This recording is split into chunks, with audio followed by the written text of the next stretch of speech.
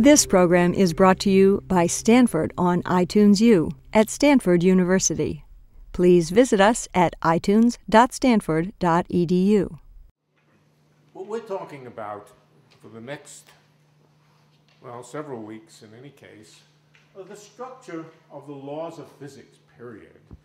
The laws of physics all have a common theme to them, a common, I shouldn't say an underlying basis, but a common form, the laws of physics. First of all, I should say what I mean by the laws of physics. There are some laws which are mathematical laws. 1 + 1 is 2. I don't regard that particularly as a law of physics. There are laws of probability theory. Right? The fact that probability works altogether may be a law of physics, I'm not sure, but I don't regard the laws of probability theory as laws of physics.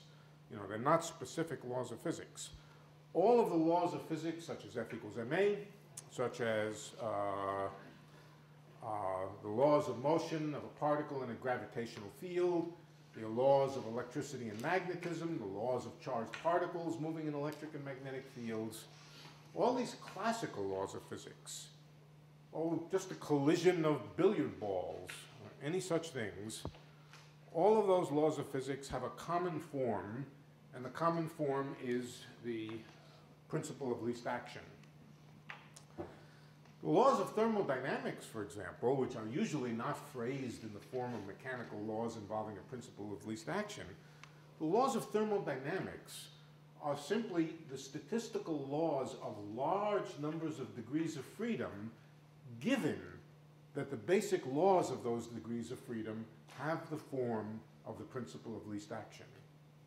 The second law of thermodynamics is partly a law about probability and partly a law, a sort of meta-law, whose underlying nature it is that the laws of physics derive from a principle of least action. So we're going to be talking again today about the principle of least action. But before I do, as is my habit, I will talk a little, just some very elementary mathematical rules. When I said that I expected you to know some calculus, or at least at minimum to having remembered at least at one time have known some calculus, I also decided that I would teach as I went along all the basic mathematics that's really needed beyond the most elementary things.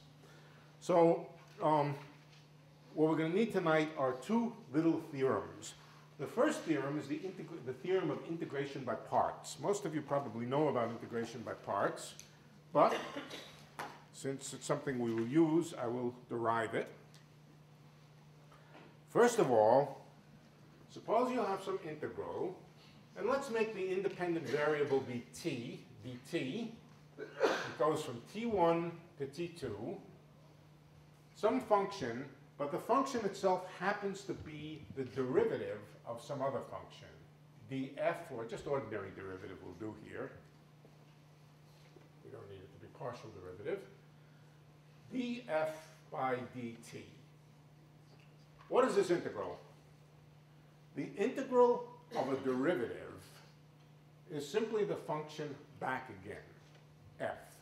But that's the indefinite integral. The indefinite integral of a derivative is just the function itself. But the definite integral from t1 to t2, from t1 to t2 of a derivative is just the difference of the function f at the two endpoints of integration. It's equal to f at t2 minus f at t1. The easiest way to see this is just to think about what the integral of a function is. It's the sum of little incremental values of the function. But the incremental values, what does the derivative mean? The derivative just means the difference of the function at neighboring points. So this might be f at point 2 minus f at point 1 divided by a little incremental dt. And then the next interval is plus f at point 3 minus f at point 2 plus f at point 4 minus f at point 3, and so forth. Everything cancels out except the first and last term, f of 2 cancels out, f of 3 cancels out. They all cancel out except the last one and the first one. And so the integral of a derivative is just the difference of the function at the endpoints of the integration. That's number 1. Now, step number 2. Let's suppose the function f is actually the product of two functions. F is equal to the product of little f of t times g of t. Of course, every function can be written as a product of some functions, but let's be specific. Capital F is the product of little f of t and g of t. Now, what is the derivative of f with respect to t? It's the sum of two terms. So let's write that as f dot, meaning derivative, is equal to f dot, little f dot of t, times g, plus f of t times g dot of t. This is the rule for taking the derivative of a product. Derivative of a first factor times the second, plus the derivative of the second factor times the first. So let's apply that rule up there. F dot just means the f dt. And what it tells us is that the integral from t1 to t2 of f dot g plus fg dot. Notice the structure of the two terms. One of them is a derivative times a thing which is not differentiated, and the other is the opposite structure where the second term is differentiated, the first term is not. Well, according to the top line, that's equal to the product fg at one endpoint minus fg at the other endpoint. Let's make a notation for this. The standard notation for this difference is just to write f of t, t2, t1. That's the standard notation for the difference of a function at two endpoints. So we can write that this is the difference of the function at the two endpoints, the difference of the product of the functions at the two endpoints. Oops, t1, t2, and t1. Now, yes? One thing in here that I haven't seen before is, I thought this would be true for the integral of df dt. The extra dt in there, I haven't seen before. The integral of df dt. Yeah. Whenever you write an integral, there always has to be a d something. The f dt is just a function. All right, never mind. Good. Stupid question. Some people might. I won't comment on whether it was a stupid question or not, but I will say, please ask me questions like that. You know, when you get a little confused about something like that, just stop me, slow me down, ask me the question, and force me to make things explicit. You want to put a dt in the integral there? In this one here, this is the one you're talking about, right? Yeah. So there should be a dt in that one. Okay. All right, now let's take a special case. The special situation is where either f or g vanishes is equal to 0 at the endpoints. That's a special case which will come up time and time again, where for one reason or another, either f or g is equal to 0 at the two endpoints. It could be f being 0 at both endpoints, it could be g being 0 at both endpoints, or it could be some mixed case. But in any case, if f or g vanishes at the endpoints, then this is just 0. So, Or if the product is Say it the same again? at the endpoints. say it again? As long as the product is the same at the endpoints. Even that's good enough. Even that's good enough. But in the special cases we'll be doing, as a rule, one of these two will always be 0, and so that's not there. All right, then we can write this formula in the form that is usually the integration by parts formula. The integral And now I won't bother writing the endpoints. The endpoints are implicit. I'll just, let me write them. T1 to T2 dt of f dot g. Now let me transpose this over to the other side. That's equal to minus the integral, same integral from T1 to T2 dt, g dot f. So you see, if you happen to have an integral with the integrand, the thing you're integrating, happening to be a product of a derivative times another function, you can interchange which one is differentiated and which one is not differentiated, but at the expense of a sign. You have to change the sign when you change the place where the dot goes. Again, that only is true if the product fg, well, I was going to say if the product fg is equal to 0 at the endpoints, as long as the difference is 0 at the endpoints. But that's a fine point. So this is one small theorem. Another small theorem, it's an even smaller theorem. It's hardly worth calling a theorem. I'll expose the integration by parts again when we need it. Another little piece of mathematics.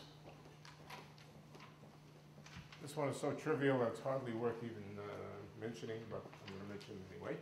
Supposing I have a function, let me call it a of t. And here's what I know about a of t. I know that when it's integrated, let's suppose it's defined again on an interval from t1 to t2. A of t is some function on the interval. Here's what I know about it. I know about that when it's integrated with any function, any other function, f of t, when you multiply it by any function of t, this can be any function. If you take any function, multiply it by a of t, and integrate it, let's suppose that we know that the answer is 0. That's a lot to know, that no matter what function you put here, if you multiply it by a and you integrate it, you get 0. What does that tell you about a? It tells you that a is 0. And the easy way to see that is say, if it's true for any function, let's check that a of t has to be 0 at some specific point. Let's take this specific point over here. Then all we have to do is to take a function f of t, which is 0 everywhere except in the vicinity of that little point. Then when we multiply the function a by this little blip, let's call it the blip function, when we multiply it by the blip function, we of course get something proportional to a at that point. And so what we'll get is something proportional to a at the point where the blip function is non-zero. Well, by choosing the blip function to be anywheres, we then prove that a of t has to be 0 everywheres. So if we have a function which when multiplied by an arbitrary function, the integral is always 0, then that function a must be 0, exactly 0. This implies that a is 0. Now you can't check this by integrating it with a specific function. If you just take some particular function and you do the integral and find it 0, that only tells you a limited amount of information.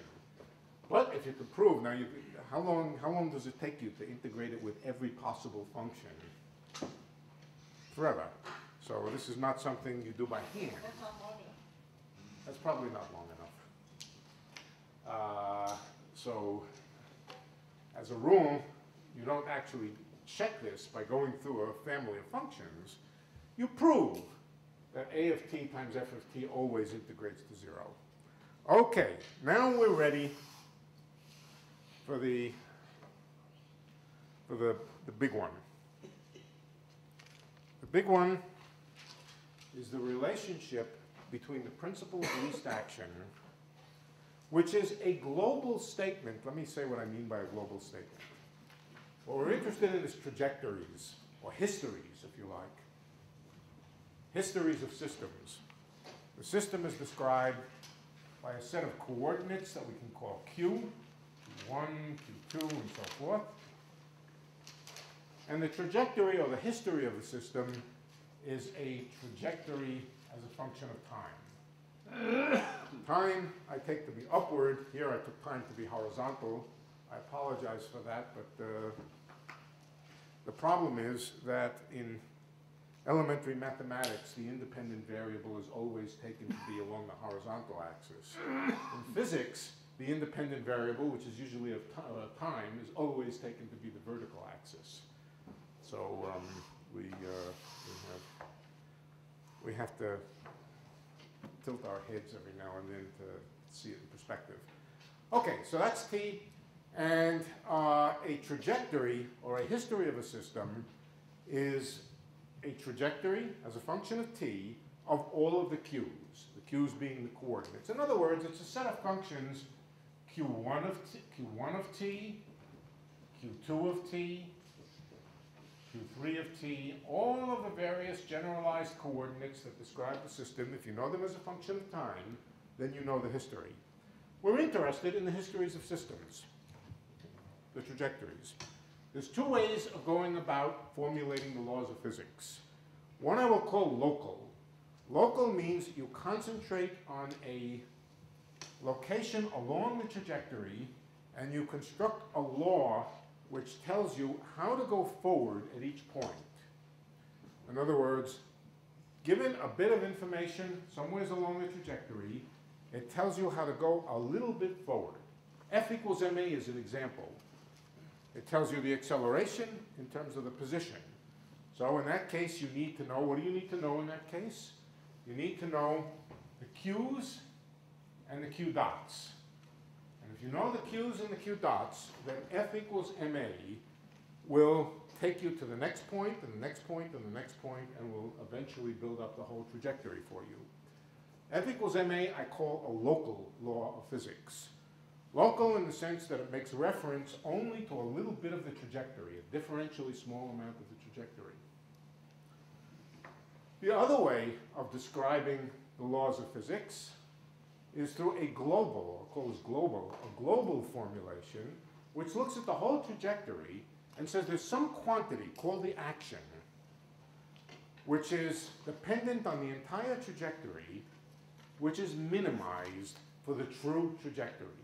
For the true trajectory, the one that actually describes the system, the action is minimized, and for that, all you have to give, again, two endpoints. How many things you have to know? You have to know two things for each coordinate, the Q and the Q dot.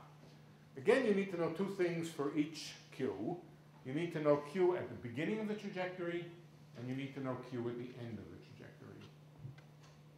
These are two different formulations of the laws of physics, and they are related. In fact, they're not only related, they are equivalent to each other if properly formulated. Now, how do you see that a global law, like the principle of least action, is related to a local law? And it's not very hard. You just focus in on a little piece of the trajectory here, focus in on a little piece of the trajectory, and say, all right, if I know the trajectory has gone through this point, and if I know that it's gone through that point, let's suppose I do know that it went through these 2 points, then the principle of least action tells me that it must go along a trajectory between these 2 points which minimizes the action between these 2 points.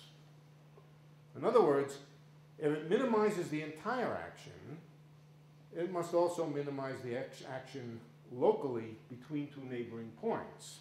Because if you chose a trajectory in here which didn't minimize the action between these 2 points, then it also wouldn't minimize the total action.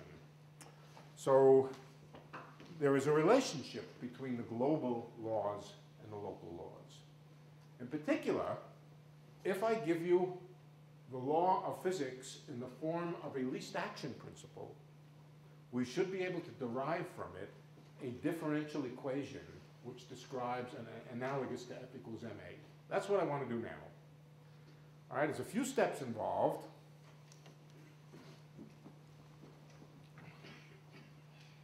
And it's probably the hardest derivation that we will have had up till now, but it's not very hard. All right, what I'm going to do is I'm going to take, let's call Q of t. Q of t stands for the actual trajectory that the system really takes, the solution for the problem. And it's not just one Q of t, it's Q1 of t, dot, dot, dot, dot, dot, up to Qn of t, where n represents the total number of coordinates that it takes to describe the system. If it's a system of particles, then n is 3 times the number of particles. So that's our trajectory, and it's represented by this red line here. Now, let's change the trajectory a little bit, deform it a little bit, move it a little bit, by taking each qi of t and adding to it a number alpha can be any number, times a specific f sub I of t. Let's invent a set of functions, arbitrary set of functions. Doesn't matter what they are. Let's invent an arbitrary set of functions, f sub I of t, again, n of them, and let's add them to q sub I of t with a coefficient alpha. We're going to change alpha, but this f of I of t could be anything. What happens to the trajectory? Oh, and one other point. We're going to require that the trajectory passes through the initial point and the final point. That means that fi of t should be 0 at the initial point and the final point. Right? So fi of t is to vanish at the initial point and the final point. Well, I've erased it, but you can get the drift. Something is vanishing at the initial point and the final point. So we can write that. Fi of t, fi equals 0 at t1 and at t2. What does the trajectory look like if we shift it a little bit? Well, it'll be shifted. That's what will happen. It'll be shifted at each point t. It'll be shifted a little bit by an amount which is proportional to alpha, but also proportional to the set of functions fi of t. So it's a little bit of a shift of the trajectory. I've drawn it as though it was just a shift to the right. It's not a shift to the right. It's a shift in some more complicated set of directions, depending on the fi of t. Each of the fi's is shifted a little bit by an amount proportional to alpha. That gives us a new trajectory, not a fake trajectory, but a trajectory which is not a solution of the equations. Right? Let's calculate the action of the original true trajectory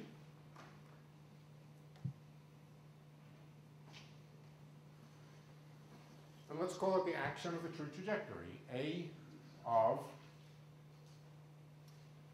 the q's. When I shift the q's a little bit, A becomes a function of alpha. Why? Because the new trajectory depends on alpha, and in general, whatever the action is, it will depend on the trajectory. So A becomes a function of alpha. Let's forget the fact that it's a function of q. It becomes a function of alpha.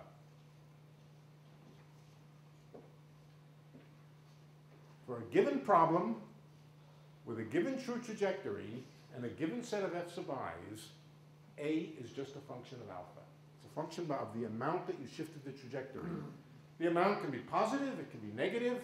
If a positive shift of alpha shifts the trajectory to the right, then a negative shift of alpha shifts the trajectory to the left. Well, let's suppose we know that the action is minimized for the true trajectory. The true trajectory corresponds to alpha equals 0. That's unshifted, completely unshifted. The true trajectory is alpha equals 0. It says that A of alpha is minimized at alpha equals 0. That's what the principle of least action says. In fact, it says it for every possible collection of functions fi.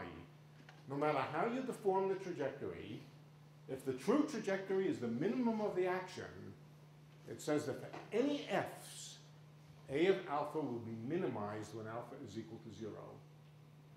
That says, in turn, that the derivative of a with respect to alpha is equal to 0 when alpha is equal to 0.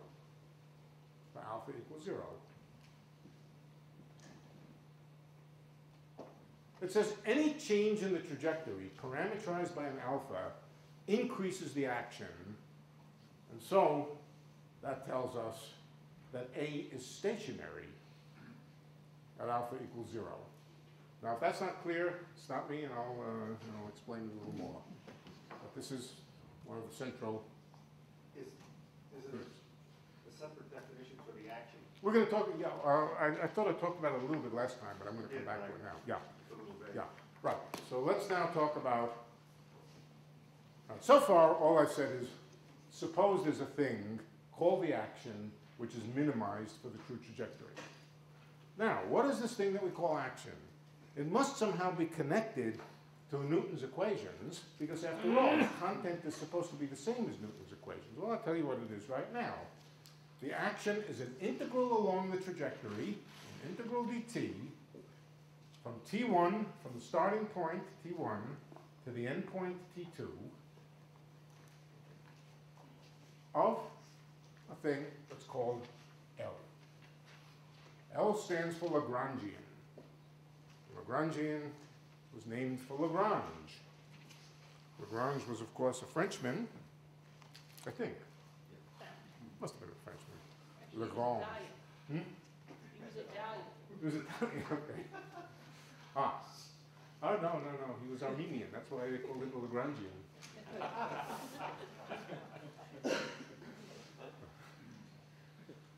Was he really Italian? Yes. Oh, okay. He was born in Italy, I think, but Okay.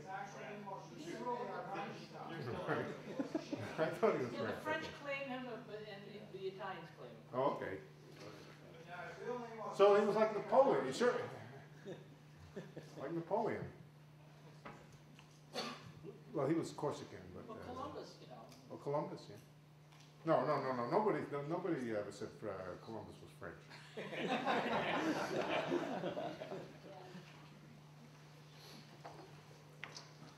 L for Lagrangian. And what does the Lagrangian depend on? It depends on the things that determine the trajectory. It depends on Q of t, all of them, Q sub I of t. Let's just call it Q of t, which means all of the Q's of t, but also the velocities. The position at every time and the velocity at every time, Q dot of t. So here, I haven't told you what the Lagrangian is in specific terms yet, have I? I actually have the last time.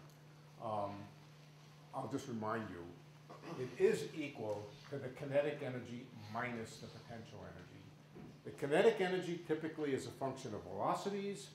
The potential energy is usually a function of positions. So L will be equal to this, but we'll check that. For the moment, L could be any function of position and velocity. And the action is the integral. In other words, it's the sum all along the trajectory of little incremental actions from one point to the next.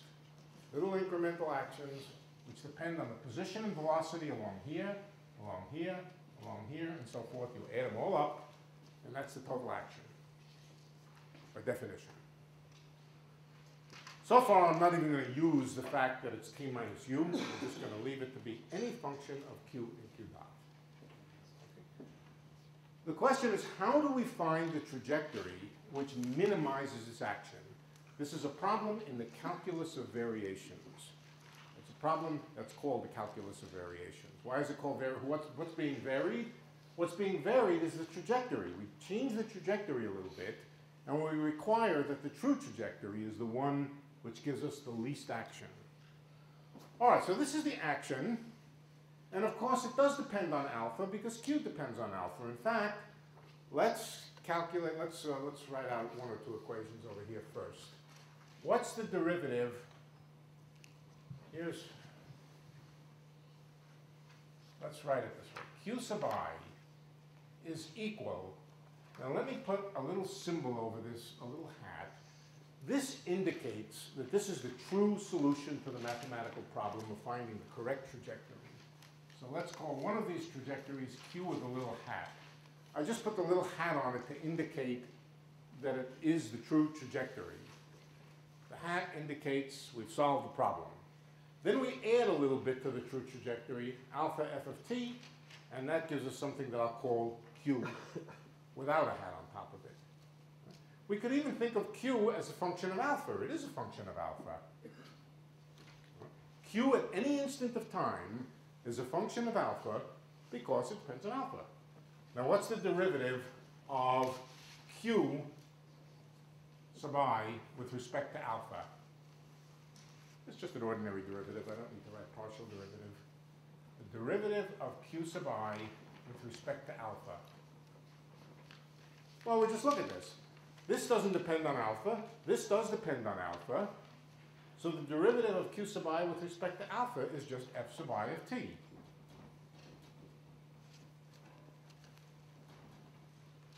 The change in Q when you change alpha is just fi of t. What about the change in the velocity?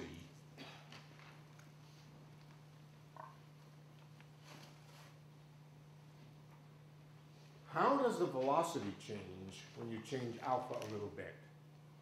Well, the change in the velocity, the change in Q dot, if you shift alpha, is just f dot. Right? We can write down here Q dot is equal to Q hat dot plus alpha f dot. I'm assuming, incidentally, that alpha is just a number. Right? It's just a number. It doesn't depend on time. It's just a fixed number. Fix it once and for all. And then we're going to study the answer as a function of that number. The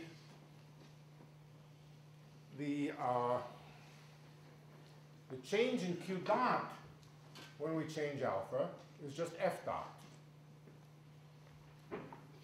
All right, so the change in Q with respect to alpha is f, and the change in Q dot with respect to alpha is just f dot. Let's find out now how much the action changes. How much does the action change when you vary alpha a little bit? Let's just differentiate it, dA by d alpha. Keep in mind what an integral means. It just means a sum of terms. It just stands for a sum along the trajectory. So integral, dt, none of these things depend on alpha. The thing that depends on alpha is the Q and the Q dots. Right? So how do we find out how much the action changes? Well, the integral, that's still there. The Lagrangian will change a little bit because the Q's and the Q dots change. For example, the Lagrangian changes because Q changes, Q sub I. The change in the Lagrangian when you change Q sub I times the change in Q sub I when you change alpha. So that's f sub I of t. This is the change in the Lagrangian due to a small change in Q times the change in Q when you change alpha. But that's not all there is to it. L also depends on Q dot. Right? So we have to add to it the change in the Lagrangian when Q dot changes times the change in Q dot, which is f dot of alpha, which is f dot of t. This is the change in the action when you change alpha a little bit. Do you want to sum up I there? Yeah, you want to sum over I. Thank you.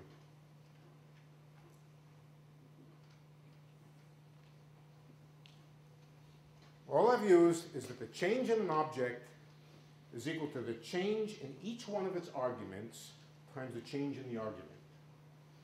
Okay? Summed over all of the arguments.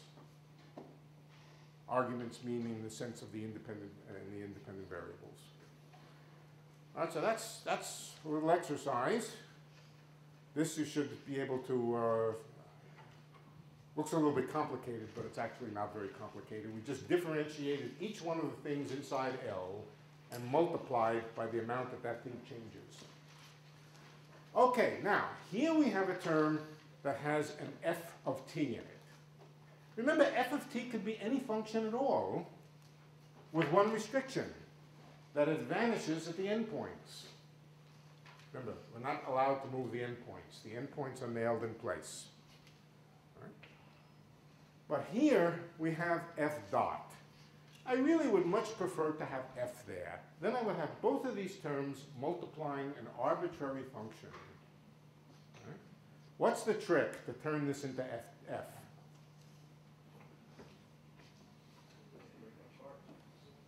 Integration by parts. You can take the one which is differentiated, and undifferentiate it. If you take the one which is undifferentiated and differentiate it. All right? But you also have to change the sign. So let's just work on this. I won't bother rewriting it. Let's just work on it. We're going to undifferentiate this f at the cost of differentiating this whole thing here. I think I'd be best off to rewrite it. Well, Okay. instead, Hmm? you know, you've got this G dot. I mean, Yes? do substitution. I'm going to. What is G? First of all, what is G and what is F? F is just F. But G is dl by dq dot. I'm not fiddling around with this term. I'm only fiddling with this term here. And for this term, the L by dq dot plays the role of G. We have F dot times G. Okay, so let's put a red circle around the thing that I'm identifying as G, and a red circle around G over here. Okay, so what do I get then? For the second term alone, the second term becomes minus integral dt from t1 to t2 dt, and now f times g dot. That means, dot means d by dt. D by dt of the derivative of L with respect to q dot. A rather complicated looking thing. D by dt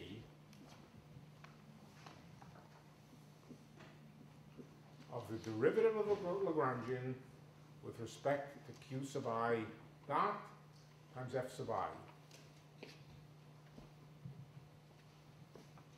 Derivative, it's here. This is g dot. Right? D by dt of g.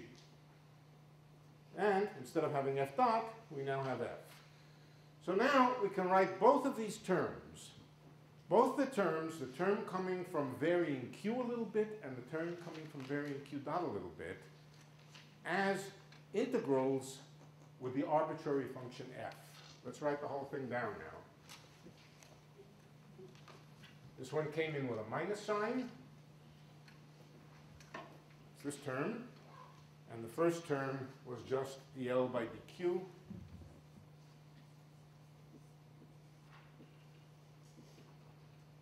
F sub I.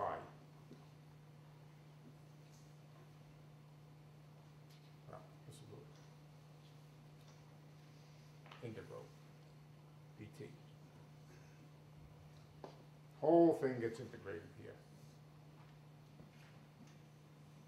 Again, I'll just remind you what it is. This is a term that the action changed because we changed q a little bit. This is the change in the action because we changed q dot a little bit. What about the contribution from the endpoints of the integral? Remember, there was another term which was f times g at the endpoints.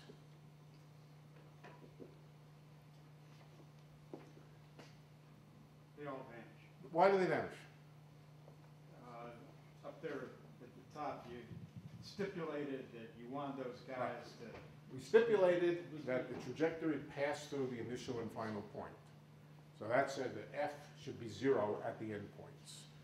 And so there's no contribution here. Well, what have we calculated? We've calculated the change in the action with respect to alpha. Change in the action with respect to alpha. At alpha equals 0. We can now set alpha equal to 0. It doesn't matter. It doesn't even depend on alpha. What's the rule? The rule is that this should be equal to 0. That's the condition of minimizing the action with respect to alpha. So this should be equal to 0. Notice that the f's can be taken outside the bracket.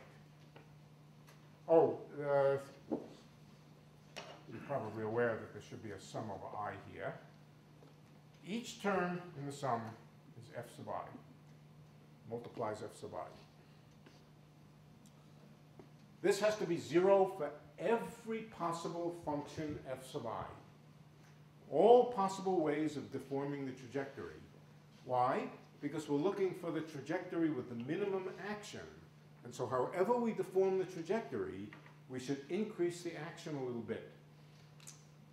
So it follows then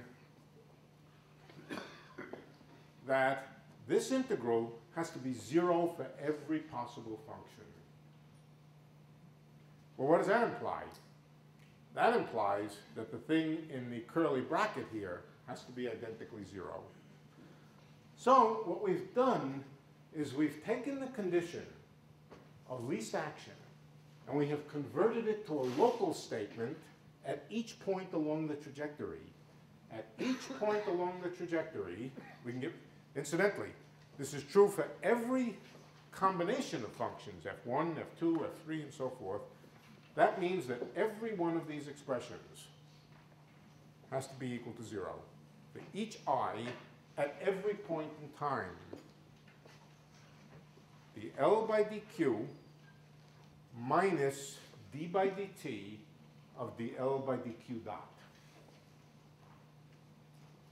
has to be 0 all along the trajectory. This has the form of a local equation at each point on the trajectory. It's equivalent to the global statement that the action is minimum. Okay, now that this is, incidentally, this is called the Euler-Lagrange equation for the variational problem of minimizing the integral of L dt. This is called the Euler-Lagrange equation. Euler, not O-R, not like the football team, not that, but E-U-L-E-R, Euler. Euler-Lagrange variational equation. And this equation is the heart of all of classical physics. In fact, in a slightly different form, well, a related but more sophisticated form, it is also the heart of quantum mechanics in the form of the Feynman path integral. Every physics problem known to me, or every physical system known to me, probably known to anybody, can be formulated as an action principle with a Lagrangian. Okay. That doesn't only include mechanical systems, it includes systems of fields, gravitational fields, general relativity, string theory, everything has the form of a variational principle, meaning to say a principle of least action. What does it say in English? What does what say? This final statement here of the Euler-Lagrange equation. Well, we're going to, I think the best way to, let's come back to what it says in English after we work out what it says in specific examples. Perhaps by the time we say some specific examples, we'll understand what it says. What does it say? What's it say? F equals MA. Is that English enough?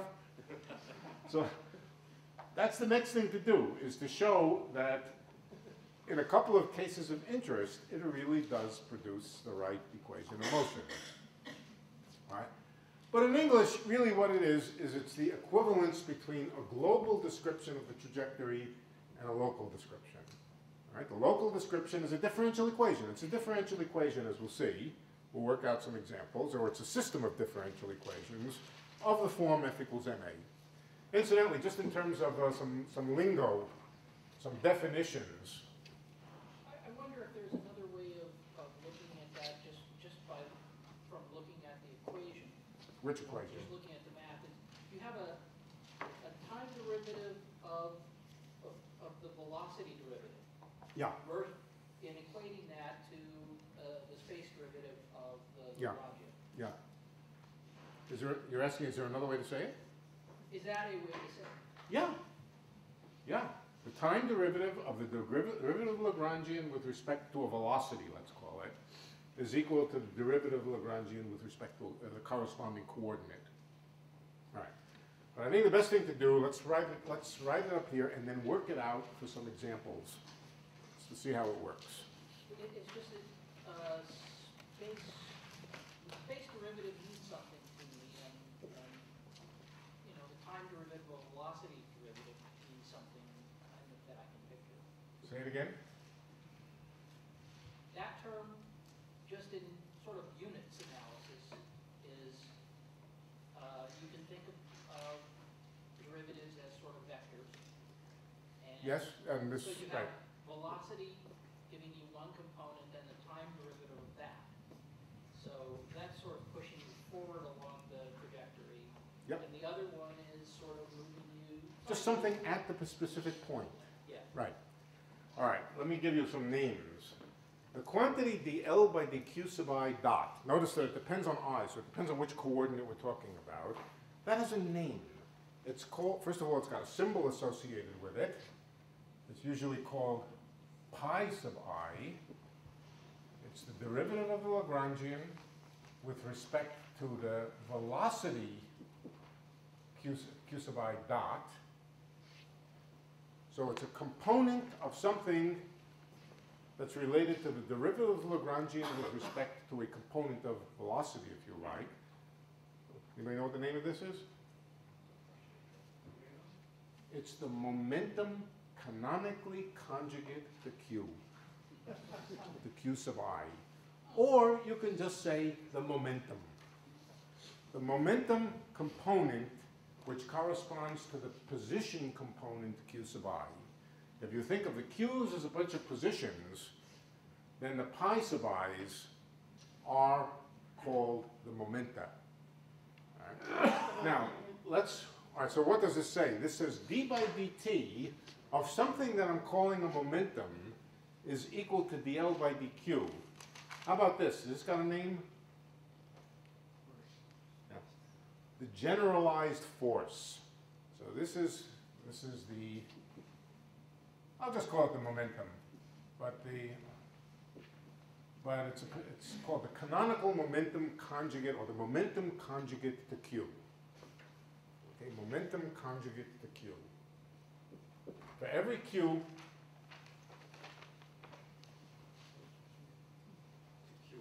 to qi, thank you. All right. On the other hand, dl by dqi is called the generalized force, or generalized component of the force.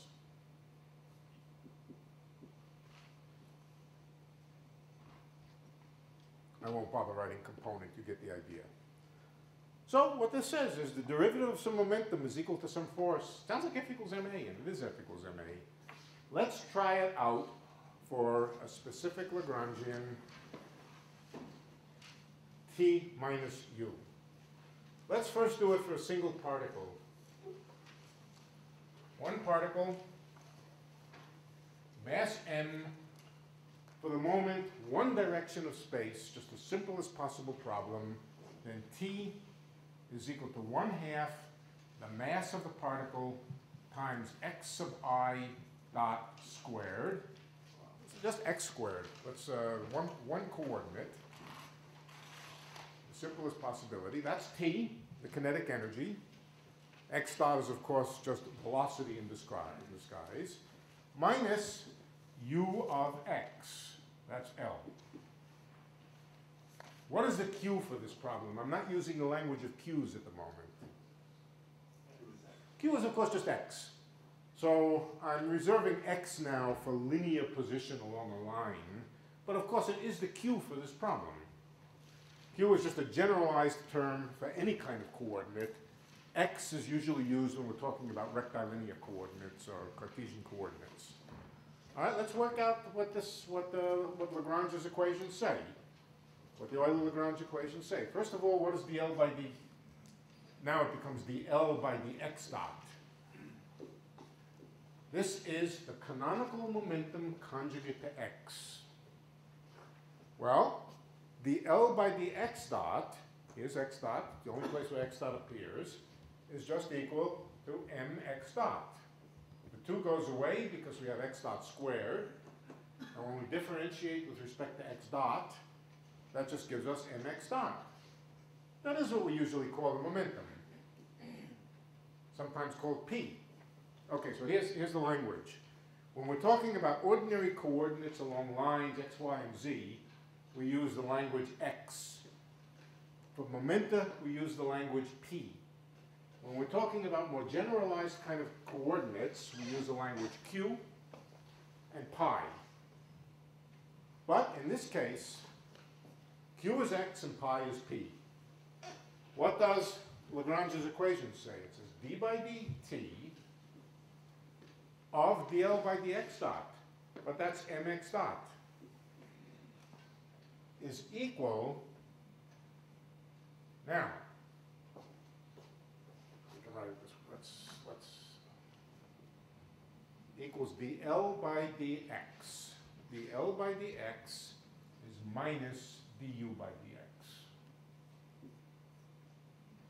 The only place where x appears is in u. X dot appears here, x appears here. So this is just minus du by dx. This should be familiar. This is just F equals ma. Mass times x double dot is equal to minus du by dx. So we successfully reproduced Newton's equation for a particle with 1 degree of freedom moving along a line with a potential energy U.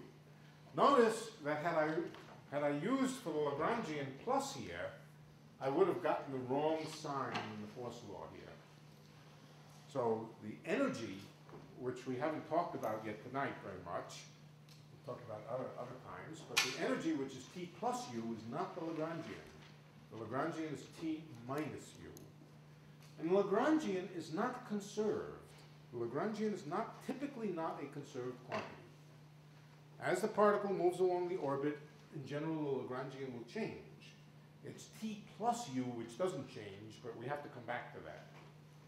We want to derive that. We want to derive energy conservation from this rule here. But so far, we do have Lagrange's equations. Okay, now let's go forward a little bit to a many-particle system. For a many-particle system, all we have to do is, for each particle, let's have many particles and many coordinates for each particle. 3 coordinates for each particle, x, y, and z. Let's just call them x1, x2, and x3. But also, we have all of the particles.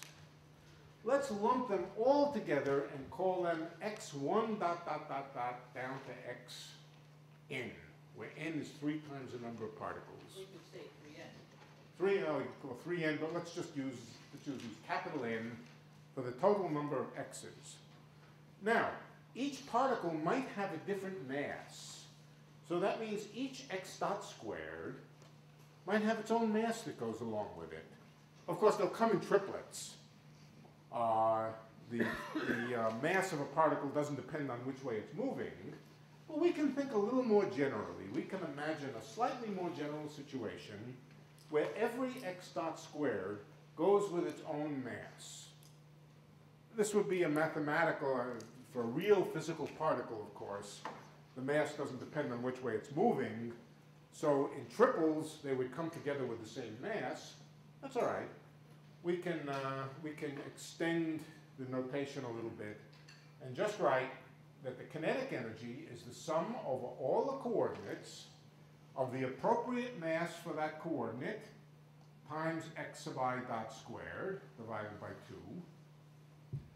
Now this I doesn't just mean 1, 2, and 3, meaning x, y, and z, and it doesn't just mean which particle we're talking about.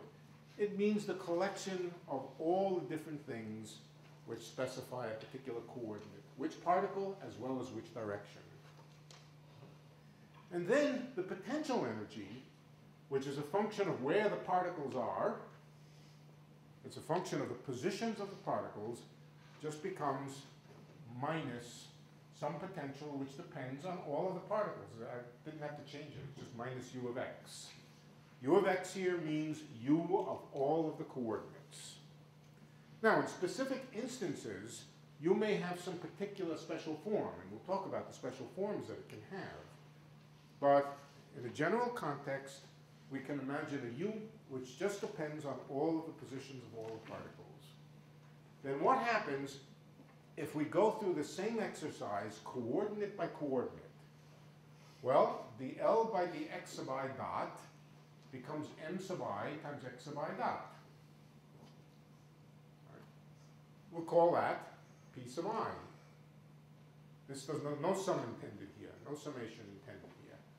So if this is x, y, or z, this could be the x, y, or z component of a particular particle momentum, but we could also vary which particle we're talking about. And so this extends not only over the directions of space, but which particle we're talking about. There are 3n momenta and 3n positions.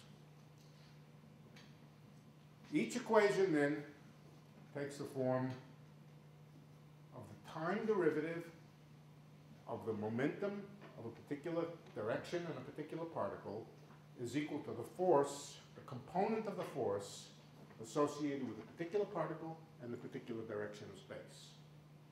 Okay. This again is F equals ma. F equals ma for each particle and each direction of space. So m sub I is x sub I double dot is the u by the x sub I.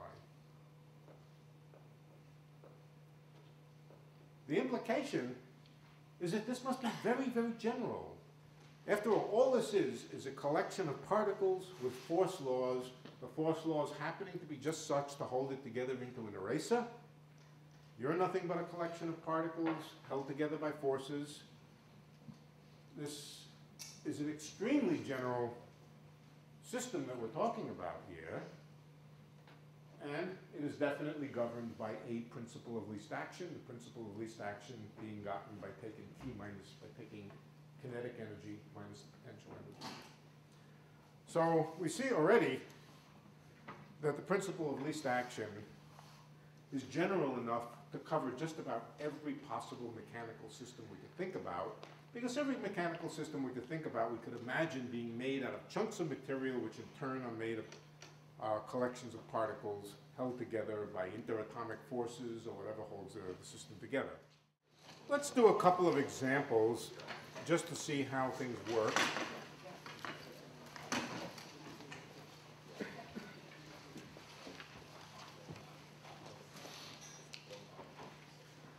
Let's do an example of two particles on a line interacting with a force between them governed by a potential energy. All right, so we have two particles on a line.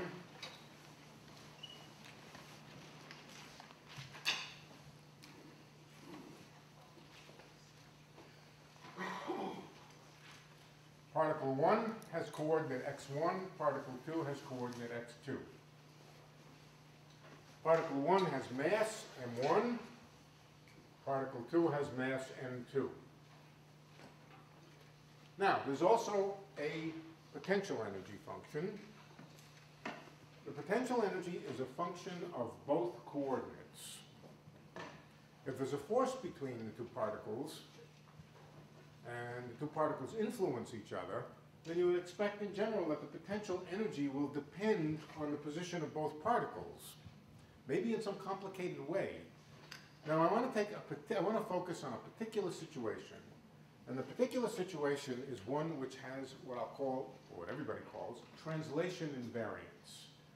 Translation invariance means that for our purposes now, the Lagrangian, or let's say in particular, the potential energy would not change if you moved both particles together. In other words, it doesn't depend on where the particles are, it does depend on the distance between them. This assumption is equivalent to a symmetry. The symmetry being, I'll explain what I mean by a symmetry in a moment more generally, but the symmetry being translation symmetry. Nothing depends on where you put the origin of coordinates. things only depend on the distance between particles, which is another way of saying that if you move the whole system, if you translate it, translation means moving it rigidly, everything being kept at the same distance, that in this case the Lagrangian would not change. The velocities don't change if you just take a particle moving with a given velocity. A given velocity means it moves a certain distance in a certain time. If you change both the initial position and the final position by the same amount, then the velocity doesn't change. In other words, if your car goes 1 mile in 10 seconds, wow, that's fast now. But you move it ahead by a certain distance, and you keep the velocity the same, then it's still going 1 mile. You know what I mean. Velocity itself doesn't depend on the choice of coordinates, on the choice of origin. Why? Well, let's think of x of t, and let's add a constant to x of t. Just add a constant to it. If you add a constant to it, it doesn't change the time derivative of x. So shifting everything by a constant amount would change none of the velocities. And if the potential energy only depends on the distance between them, then the potential energy doesn't change if you rigidly move everything. Under those circumstances, the Lagrangian has, or the system has a symmetry. It doesn't change if you move everything by the same amount. So specifically then, in that case, the Lagrangian for this two-particle system would be kinetic energy, m1 x1 dot squared divided by 2, plus m2 x2 dot squared divided by 2. Those are the kinetic energies. And then the potential energy minus,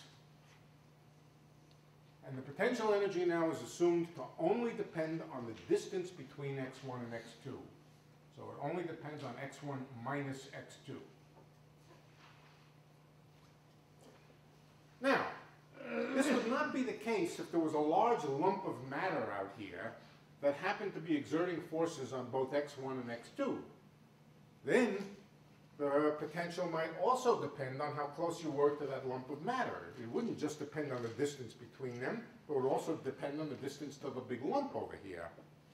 But if the only system, if the system is a closed system containing only two parts, and if it's translation invariant, meaning to say everything stays the same if you shift everything, then the potential energy can only be a function of the distance between the 2 points, x1 minus x2.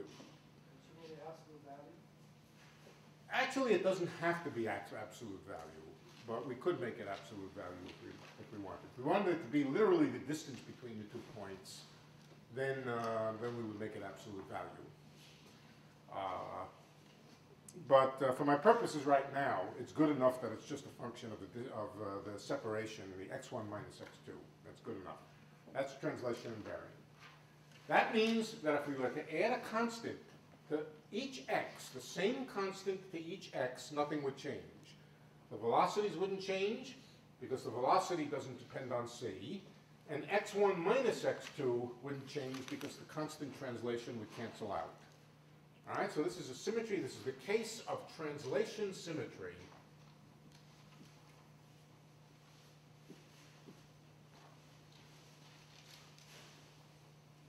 Let's work out now Lagrange's equations. There's an equation for x1, and there's an equation for x2. The equation for x1 is d by dt, let's write it out, d by dt of partial of L with respect to x1 dot equals partial of L with respect to x1. All right, d by dt of partial of L with respect to x1 dot, that's just ma for the first particle, right? That's just d by dt of p1. p1 by dt. p1 being the momentum of particle 1. The L by the x1 dot is just mx1 dot. That's the momentum. And so the equation for the first particle starts with dp1 by dt is equal to dl by dx1. All right? The only thing that depends on x1 is u, and so that becomes is equal to minus du by dx1.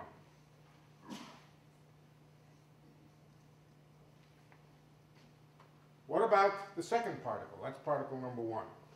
Let's do particle number 2 now. dp2 by dt, that just comes from here. That's going to equal minus du by dx2. What's the relation between du by dx1 and du by dx2?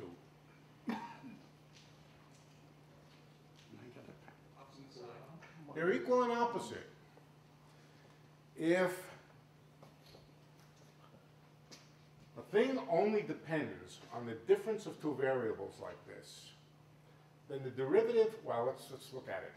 The derivative of u with respect to x1 is just the derivative of u with respect to the argument. Is it obvious to everybody that the derivative with respect to x2 is minus the derivative with respect to x1? If it's obvious to everyone, I won't explain it. Okay. Okay. All right. So let's do it then. We have a function which only depends on x1 minus x2. Now let's just call this variable x1 minus x2. Let's give it a name. Let's call it x. So u is only a function of x. No, let's not call it x. Let's call it d for difference. D for difference. So u is a function of d. D is x1 minus x2. All right, let's calculate, first of all, the derivative of u with respect to x1 by the chain rule. The derivative of u with respect to x1 is the derivative of u with respect to d. Remember, u is really only a function of d, times the derivative of d with respect to x1. What's the derivative of d? This is d, x1 minus x2. d equals x1 minus x2. What's the derivative of d with respect to x1? 1. 1. So this is just du by dd. What's the derivative of u with respect to x2?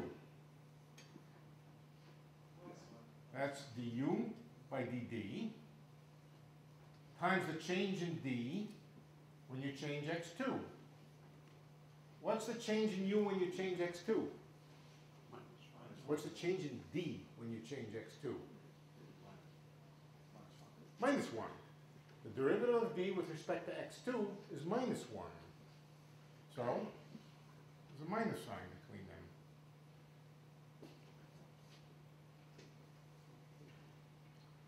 The derivative with respect to one variable is minus the derivative with respect to the other variable. That's as a consequence of the fact that it only depends on the difference between them. Well, the implication seems to be Newton's law of action and reaction, and it is. The fact or the assumption that the potential energy only depends on the distance between them, or the difference between the two variables, that it's translation invariant, that there's a translation symmetry, that's equivalent to the statement that the force on particle 1 is minus the force on particle 2. What's the net result? The net result is momentum conservation. If you add these two equations to find dp total, p1 plus p2 by dt, then the forces on the right-hand side will cancel just as they do, just as Newton assumed that they would. So what we find from this is that momentum conservation for this simple system here is a consequence of translation invariance.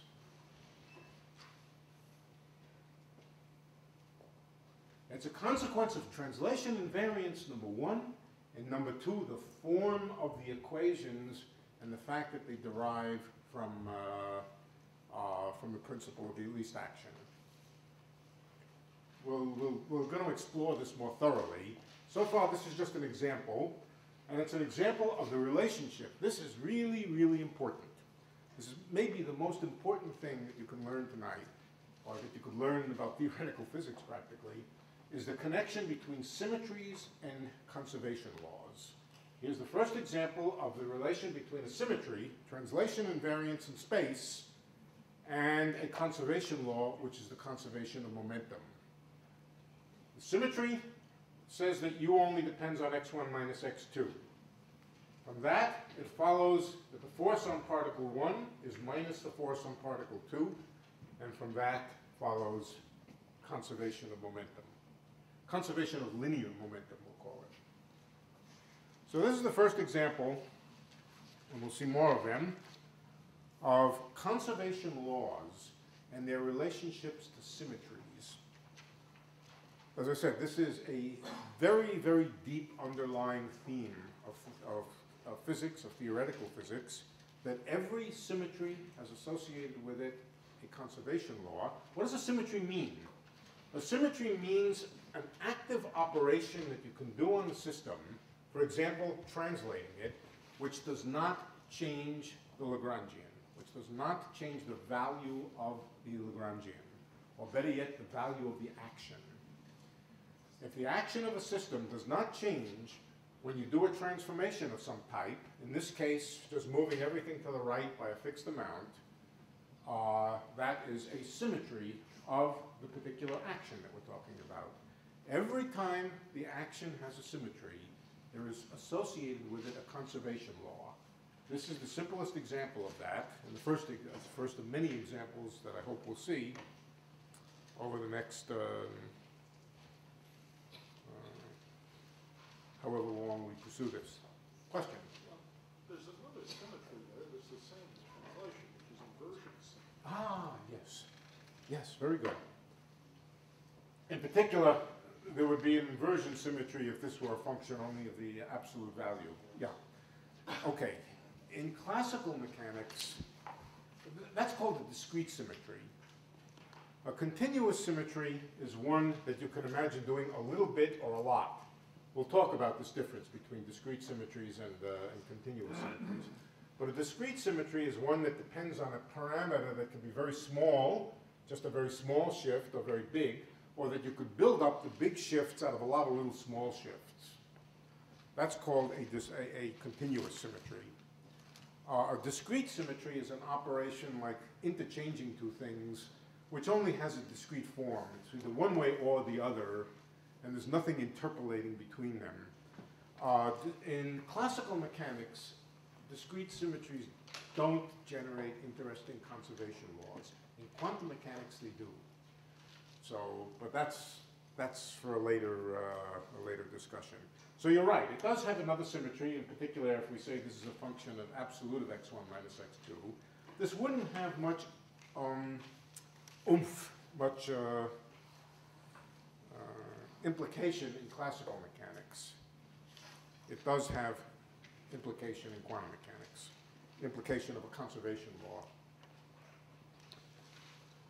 Okay, so we just did conservation of momentum for a simple case. Let's do a couple of more mechanical cases, a couple more mechanical systems to get the feel for this.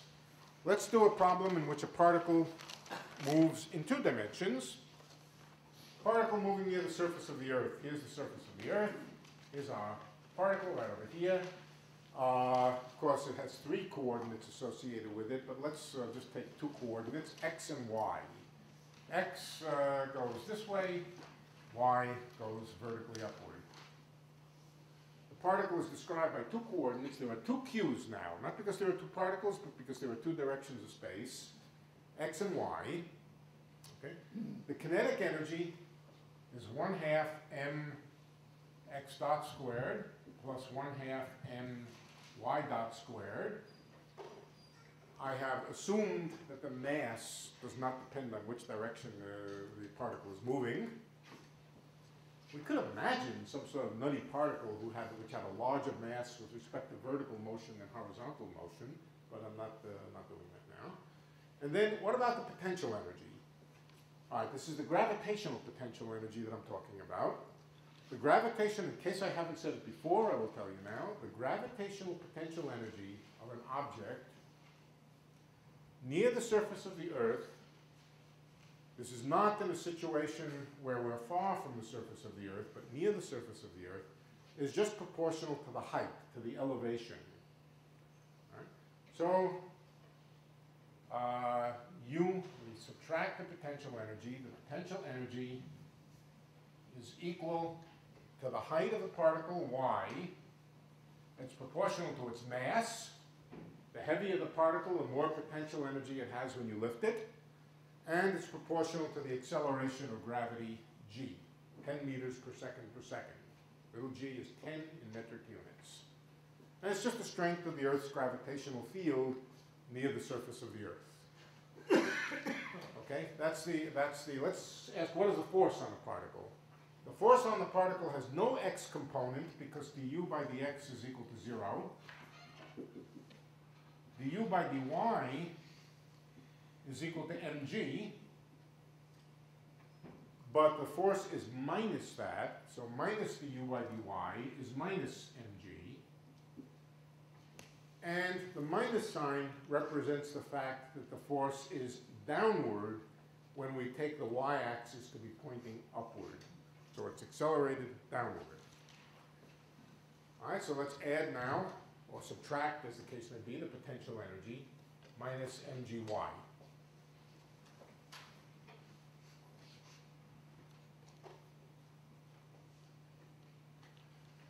What kind of symmetry does this problem have? Well, it has translation symmetry along the x-axis. If I change x by a constant, it doesn't change x dot. And since the potential energy doesn't depend on x, the Lagrangian, this is Lagrangian, the Lagrangian is translation invariant along the x-axis. It has x translation. How about y translation invariance? Does it have y translation invariance? No. Oh, why? Because of the y over here. Did you ask me why? No, for small y. For small y. Why? Yeah. Why for small y? Who saw it first? No. If you stay close to the surface, it doesn't change much. Who's the president of China?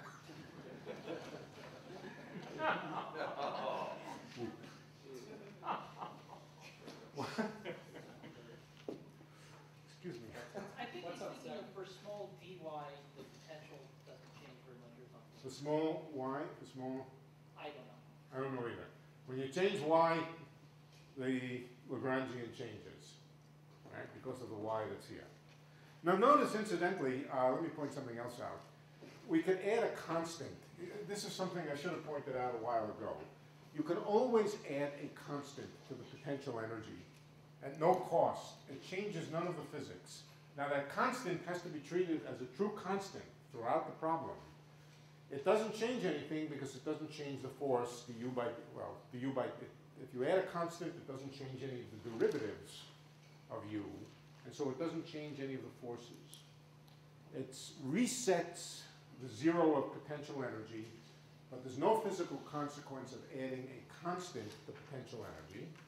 So it doesn't matter where you measure the altitude from, whether it's sea level or whether it's 10 meters above sea level, or so forth. But if you change y, you change u. All right, so with that logic, we should find one conservation law, not two. We should find one conservation law associated with x and not the corresponding conservation law with respect to y, because there's only one symmetry. And in fact, if we work out the equations of motion will be dl by dx dot is mx dot, d by dt of that, that's called ma, mass times acceleration, and that's equal to 0. Why 0? Because u doesn't depend on x. This is just conservation of the x component of momentum.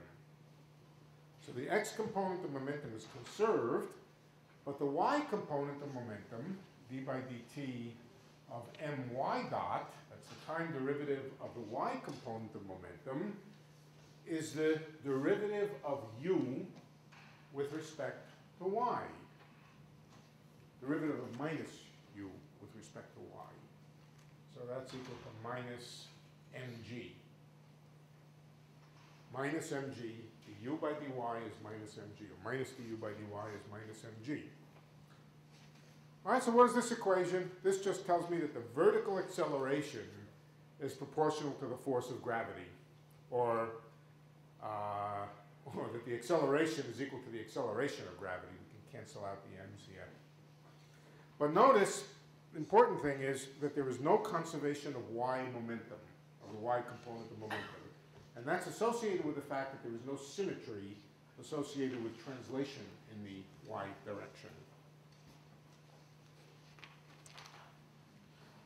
I'm going to do one more example of the relationship, in particular the relationship between symmetries and conservation laws, but also it's an example in which I won't use rectangular coordinates. May I make an observation here which may be No. obvious or Yes, maybe of course. not? But which the equation that you've written for Lagrange by no accident for this falling body is exactly the equation you would get if you did this with freshman classical physics in a mechanics problem for a falling body.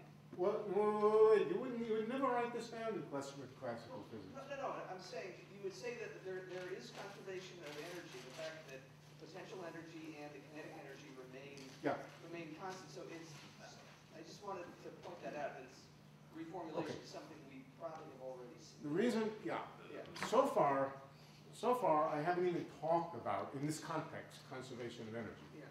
We will talk about it, and you'll be perfectly right. We'll find that in this structure, there's a conservation not of kinetic energy minus potential energy, but kinetic energy plus potential energy. So it's going to require an extra little step to see that the energy is conserved. And we're going to want to ask the question, if energy is conserved, is it also conserved because of some symmetry? And if so, what symmetry? So we want to formulate our laws of, the basic law of physics now is that symmetries equal conservation laws. And we're going to want to see that. And that follows from the form of Lagrange's equations. But it's little feet for little steps for little feet. The principle of least action does not really depend on the coordinates that you use to describe a particle. Whatever coordinates you use, you could use polar coordinates, you could use rectangular coordinates, you could use parabolic coordinates, you could use some screwball coordinates with curved, fancy curved axes and so forth. You can always... Why are those screwball? They seem perfect. Work coordinates are perfectly normal. Normal coordinates with curved axes and so forth. Use any coordinates you like. You can rewrite the expression for the kinetic energy. You can rewrite the expression for the potential energy. It may look more complicated in other coordinates, but you can rewrite the expression for kinetic energy, potential energy, and Lagrangian, and you can rewrite the expression for the action. The action may look more complicated in terms of other coordinates, but it will still be the same good old action. It will depend on the trajectory and give you the same answer that you would have gotten in rectangular coordinates if you rewrite it correctly. The fact that the action is minimized for the correct trajectory is a statement that doesn't depend on what coordinates you use. So the principle of least action is a principle that is coordinate independent. It doesn't depend on the specific coordinates, and therefore you can apply it to any set of coordinates you use to describe a system. I'm going to show you how you would do it for polar coordinates if we were talking about a particle again. Let's take the case of a particle moving in a plane. And now instead of describing it by x and y, let's describe it by r and theta. Distance from the origin r and angle relative to the horizontal theta. We have to write the Lagrangian. Then we'll write Lagrange's equations. It's a system with two coordinates, r and theta. And a trajectory will now consist of an r of t and a theta of t. In other words, at every instant of time, the distance from the origin and the angle, that determines the trajectory of the particle. Okay, let's work out the kinetic energy first. The kinetic energy is 1/2 mv squared. So what we have to do is we have to calculate the magnitude of the velocity. To do that, let's temporarily set up some coordinates at this point over here, at the point of the particle, where one axis is along r and the other axis points in what I'll call the theta direction, sort of along the angular direction. But temporarily, for the moment, let's just think of them as Cartesian coordinates, except erected right at this point. Then the velocity has two components. One of them is the component along r, and you will not be surprised, I will not work this out for you, but you won't be surprised, I think, if I tell you that the component of velocity along r, all right, is v sub r, velocity along the r direction is just r dot. If r is changing, then there's a component of velocity along r, and it's just the r dot. What about the component of velocity in the perpendicular direction? How big is it? You might think it's just theta dot. This is v along the other axis. I don't want to call it v theta. I'm just going to call it v along the perpendicular axis, perpendicular to r. How big is that? Right. It's not theta dot, but it's r theta dot. How do you see that? Well, supposing the particle is near the origin over here, and you change theta a little bit per unit time, then it moves a little and it has a certain velocity. Suppose you change the angle by the same amount, but the distance of the particle is far away. Then it moves a lot more. So the further out you are, for a given theta dot, the further out you are, the faster you're moving, right? The tips of my fingers is moving faster than my elbow. And in fact, the velocity is proportional to how far away you are. But it's also proportional to theta dot, because if theta dot was 0, if there was no change in the angle, you would have no component of velocity along that direction. So these are the two components of velocity. And the kinetic energy is 1/2 m times the r component of the velocity squared, r dot squared, plus 1/2 m times v perpendicular squared, which is r squared theta dot squared. This is the kinetic energy. Now let's invent the potential energy. I'm going to invent a special kind of potential energy, which is called the central force. Central force means that the potential energy only depends on distance. Is there a square there?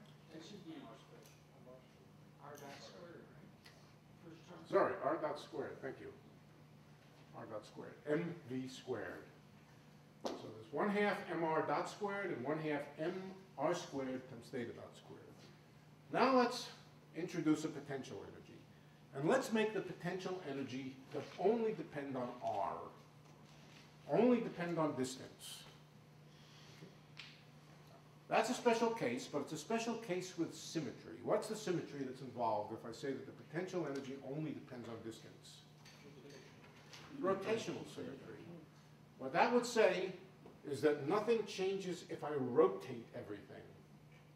If the potential energy only depends on distance, only depends on distance, that means the potential energy does not change if I rotate the position of the particle, or if I rotate the axes. If I just physically take the particle and rotate it without stretching r, then the potential energy doesn't change if the potential energy only depends on r. You have to check that the T term doesn't, the kinetic energy doesn't depend Yes, on r as well. but it doesn't depend on theta. On theta. Yeah, but it doesn't. It doesn't. It depends only on theta dot. So if we change all thetas by the same amount, yeah, that's correct. We have to check that. But as you can see, because it only depends on theta dot and not theta explicitly, then if I shift all thetas, In other words, I say theta, you know what I mean. Okay. So then we have minus u of r. Minus u of r. Let's work out now the Lagrange equations of motion. The q's are r and theta. So all we have to work out is, first of all, for r, let's start with r. Partial of L with respect to r dot, incidentally, this is L. L is kinetic minus potential. Partial of L with respect to r dot is mr dot. That's also equal to the momentum conjugate to r. It's just a radial component of momentum. M r dot, or m times the velocity in the r direction. Not surprisingly, that's the radial component of a linear momentum. All right. Then Lagrange's equations become d by dt of this, which is d by dt of mr dot, it's also known as mr double dot, the radial component of acceleration, is equal to minus du by dr. Obviously, minus du by dr is the radial component of force. This is just a radial component of F equals ma. The mass times the second derivative of r is du by dr. Notice that the radial component of the momentum is not conserved. Okay? We can write this as d by dt of the radial component of momentum, not equal to 0, but it's equal to minus du by dr. So there is no conservation of radial momentum. Let's look at the angular equation of motion now. The angular equation of motion, the equation of motion for theta. Same deal. Just think of theta as a generalized coordinate. Partial of L with respect to theta dot, that's mr squared theta dot. What's its name? What's the name for that object? The canonical momentum conjugate to theta. Was there another name for it? Angular momentum.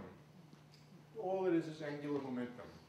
But we see now angular momentum arising out of the same pattern. dl, this is dl by d theta dot. Same pattern. Derivative of L with respect to q dot is the momentum conjugate to q. dl by dr dot, momentum conjugate to r. dl by d theta dot, momentum conjugate to theta. Now what is the equation of motion for theta? It's d by dt of this, d by dt of mr squared theta dot is equal to what? 0. 0 in this case, because u doesn't depend on theta, by assumption.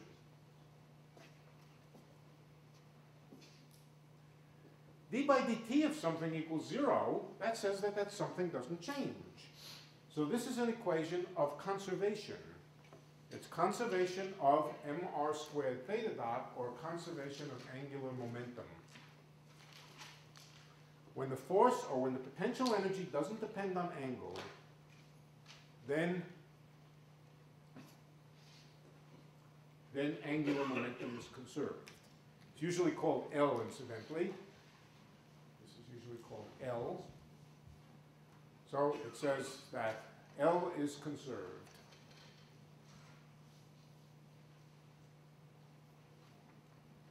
In fact, that allows us, that gives us a good clue about the nature of the motion of the system. If L is conserved, let's just see what that says. It says that mr squared theta dot doesn't change. So it says that mr squared theta dot is equal to a constant. It doesn't change with time. It's whatever it was when you began. However you began the motion, the angular momentum doesn't change. Well, you can solve this and write that theta dot is equal to the constant over mr squared. So you see what happens as r goes in and out for whatever reason. As R perhaps either oscillates or gets bigger or gets smaller, theta dot changes to compensate. This is just the spinning ice skater effect. As R gets smaller, theta dot gets bigger. Okay, that's the conservation of angular momentum. But you see, it arises once again from a symmetry. The symmetry in this case being rotational invariance. Rotational invariance, angular momentum conservation. Translation invariance, linear conservation of momentum. That's the pattern.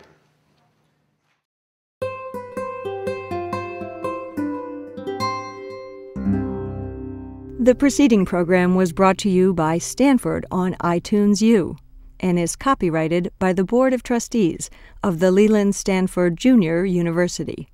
Please visit us at itunes.stanford.edu.